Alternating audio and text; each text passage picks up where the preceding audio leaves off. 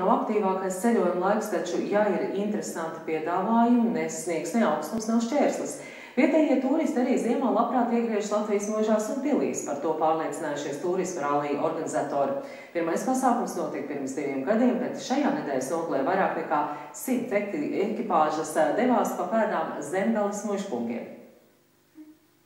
Īstiem turistiem ne agrā celšanās brīvdienā, ne attālums nav šķērslis, lai dotos iepazīt Zemgales kultūra vēstures mantojumu. Saņēmuši ceļvežus, kuros atrodams nevien kartas, bet arī leģendas, pēc kurām jāatrod kontrolpunkti, komandas dodas uz startu. Katrai savs nosaukums un ideja, kā to attaisnot.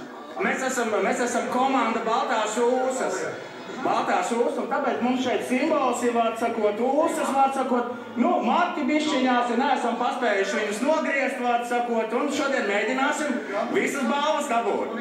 Mēs gribam parādīt, ka mēs esam tiešām latvieši. Un kā tad jūs nosaucat savu latvisko komandu? Mēs esam tautieši. No mums daudziem tās būs vietas arī dažas, kas pirmo reizi apceļosim. Jā, arī mums, diemžēl.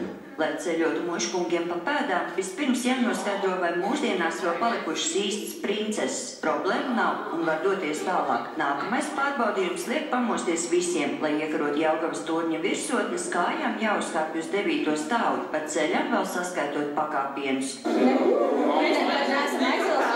Dažu dažādi atraktīvi un izcinoši uzdevumi turisma rallija dalībniekus sagaida ikvienā no 38 kontrolpunktiem, kas izvietot turisma objektos 8 novados. Pārsteigums sagaida Durbes pilī. Jāatrod vieta, kur pagājušā gadsimta 50. gados atradies piemineklis, kuru nav redzējis neviens mužpungs.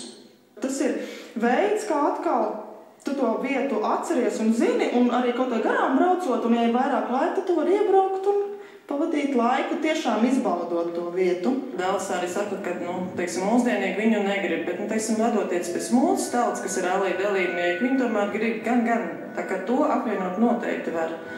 Visas 123 ekipāžas finišē Jaunmoka pilī, kur ceļotājs jau gaida karsta zupa. Kopā ar ģimeni un draugiem aizvedīta gara, bet emocijām bagāta diena. Bet vai vēl kādreiz gribēsiet maldīties par Zemgales līdzinumiem? Kaut vai rīt. Kaut vai rīt. Mierīgi. Sandra Letāna, Andrs Spāns, TV Spektrs.